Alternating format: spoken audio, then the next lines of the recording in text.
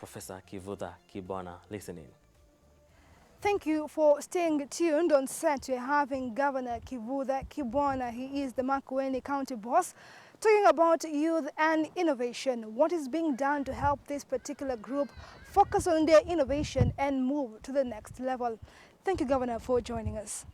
Governor Kibwana, you have seen youth come up with innovation, of course, wanting to move to the next level. Some of the innovations are quite big, or let me say they are quite brilliant. They can help move some of the sectors in the country to the next level. But now the problem has been that there has not been enough support from the national and the county government. As the county governor of Makueni County, what do you think should be done to help this particular special group that are coming up with innovation, of course, focusing on employment? I was very encouraged to learn that Kenyatta University already has, of course, done the ventilator, so they're just waiting for that one to be produced, and even cabs have gone through it. Also, there is a machine which is able to detect your temperature, to detect whether you have a face mask, to do many security things. It's an invention which has several purposes. And again, that is very, very commendable. And thirdly, we were told that Kenyatta University is in the process of manufacturing an electric car. So this tells me, particularly as a former teacher in a university, that universities can be centers of technology advancement, manufacturing, and really this is one of the most critical things that universities do. From their ideas in their disciplines, they are able to make those into products or to do the prototype, which will be now expanded by industry. And actually, in developed countries, there is always a partnership of the government, the private sector, and the intellectuals, the intelligentsia. And when that happens, that's when development really goes forward. So I'm very happy, to have been here today for this event. Listening to the presentations, I have noted that the students have not yet gotten a lot of support from either county governments or the national level. And I think the CAS, Madam Ambaka, was able to say that in the ICT, there are some programs that can help innovators, especially young innovators. And I think, therefore, it is necessary for more exposure by the government, county and national level, so that they're able to tell the youth, these are the opportunities that we have. If you're into innovation, we can help you in these ways. For example, in Makueni, we have an innovation center where young people and others can come when they have an idea, and they can develop the idea within our hub, this hub. And actually, the hub at the headquarters has also, there are also innovation centers at the periphery. So these are things that, although it's of course in a very nascent form, but we believe that both county governments and the national government can help these creative young people, these innovative young people, to grow their ideas, to grow particularly their social enterprise, these brilliant ideas about how to improve agriculture, like what we are witnessing today. But I think that synergy is necessary. And also to say within the private sector, there can be, a lot of assistance. Like we saw Manu Chandaria, even the Innovation Center here, they have contributed in his chain of companies. So also private sector is another place to really, for young people to seek support. And I know when there's a good idea, you are going to get people who are interested in a good idea, who can make it a business. And I was also happy to note that this university itself does give some money to students who are developing good ideas. We've had the issue of unemployment of the youth. Of course, it is not a new problem. It has been there for quite a long period of time. And different regimes have come with different policies and measures to sort of alleviate this particular quote-unquote problem. What are we missing out as a nation concerning this? Certainly the youth question is an important question in the entire country. And not only in Kenya, but in Africa. We have noted, youth who are unemployed, some of them even trekking through the Sahara Desert to get to Europe. We have seen some drowning in the Mediterranean trying to go to Europe. We have known of many youth who think going abroad is the solution to their problems. But I think the solution is in our country, the solution is on the continent. And this energy, these very many people, the so-called youth bulge, if we have a system where they are able to tell us what is it that they want to do. They imagine, like some of the authors have said, like they imagine, they tell us what is it that they want to do, what is it that they can do. Like what was happening in this innovation space, because they come up with ideas themselves. Because many times we don't give them time to say what is it that they can do and what do they require, whether it is the capital, whether it is policy, whether it is a better environment. I think that's one most important thing. And whatever it is that they do, it must give them skills so that it's not something that is just mundane. And in Makueni, for example, for all our projects, we have a committee we call Public Management Committee. And there must be youth representation there. And they try to go through the project. They are like some lay supervisors, even as they are technical supervisors and the county administration.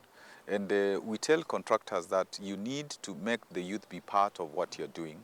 And in terms of AGPO, we try to encourage that so that youth can do that percentage with women, persons with disability, which is about 30% of government procurement. And because we are doing open contracting, it's very easy to see whether that is happening or not. Public procurement meaning that our procurement is open to everybody. The information is there. We don't hide, how we procure our goods and services. But more critically, we have said that for every of our project, apart from those who supervise as a project management committee, we shall have apprentices so that we have youth, whether it's something in agriculture, it's something in roads, it's something in health, in education. We have youth who are tied to that project and they learn from what is happening. We work with our border people. We train them. We give them seed money to buy some of those borders. We help them to train so that they have certification. And we have helped them also to form a cooperative. So we think that by 2022 August, we are going to have a very robust youth program. And that's why part of coming to Kenyatta University is to be able to see what's happening here, which we can also replicate back at the county level. All right, Governor, we have had the government, of course, come up with funds to sort of help the youth in terms of their businesses, the small and the medium enterprise businesses, and also the issue of innovation. We had the issue of Uwezo Fund, we had the Youth Enterprise Fund too, but still, youth have been complaining that they have not been getting enough support from the government. Are we seeing misembezzlement, or are we seeing the embezzlement of these funds that are supposed to be given to the youth to support their innovation? There is a question of access, because many of the youth do not really understand how to access these funds. And some of them are afraid that they may be penalized if they are not able to pay and so on. So I think, first of all, there has to be a lot of civic education about what do you do to access these funds, and how do you pay? Is there collateral? And all those questions. Because the uptake of the funds is not as high as it should be. And again, of course, the ideas that should be funded should be workable ideas so that somebody can pay back, and because it's essentially a revolving fund. But I think there has to be, the way I've understood youth, as I've worked with youth at the University of Nairobi for 25 years, in NGOs. Now, I used to be advisor to President Kibaki on youth constitutional parliamentary affairs. You really have to let them manage whatever it is that you think you can do with them. There must be an integral part of managing, thinking through, reimagining, so that it's not something you're giving to them. Because if it's something you're giving to them, yeah, they want to own it, and they want to, and sometimes the ideas are disruptive in the positive sense. They want to create things which are new, which maybe us older people didn't think about. So I think it's allowing that space, having confidence that they are going to do good things, and you shouldn't be kind of afraid of their energy, or afraid of their voice.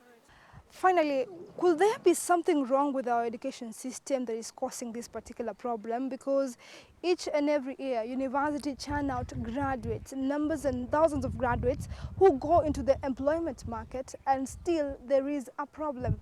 As a governor who has dealt with the issues of the youth, do you think our education system should be changed to accommodate the changing lifestyle or the changing era in our generation? We don't just do this banking education where you just tell them things and in an exam they repeat what you told them. We need to teach in such a way, and maybe some of the curriculum-based, the competence-based curriculum is trying to address that. We should teach people in a way so that as you teach them, they are learning from you, you are learning from them. It is reciprocal, and it is experiential, and it is based on doing things, so that we don't get people through the university and then you say they are not employable, that they have to do something else for employability, because that doesn't make sense. So we need even like to be able to ask them, like on a yearly basis, you have like a big meeting, conference, where you ask them, what really do you think can work for you? What do you want to do? Because for me, one of the most, sometimes we offer solutions to young people, which are not solutions. They are probably non-solutions, because we have assumed we know what is good for them. So I think that's one thing in terms of what kind of education, and the extent to which you allow them to experiment, because they like to experiment. Even all these things of policy, regulations, and all that, let them have a bigger role in determining this, so that they are comfortable with the policy options that you think will help young people. And I myself think that youth must be an integral part of the leadership, all parts of leadership, whether it is political leadership, whatever it is. And I would myself say that the political parties should make available positions in the parties, in elective politics for young people, so that there is a representation of people can say what are their issues and how can their issues be sorted out. I think that is absolutely essential, because after all, they are going to inherit these countries, these systems, these governments, these states. So in Europe, you are getting people under 40 being prime ministers or presidents.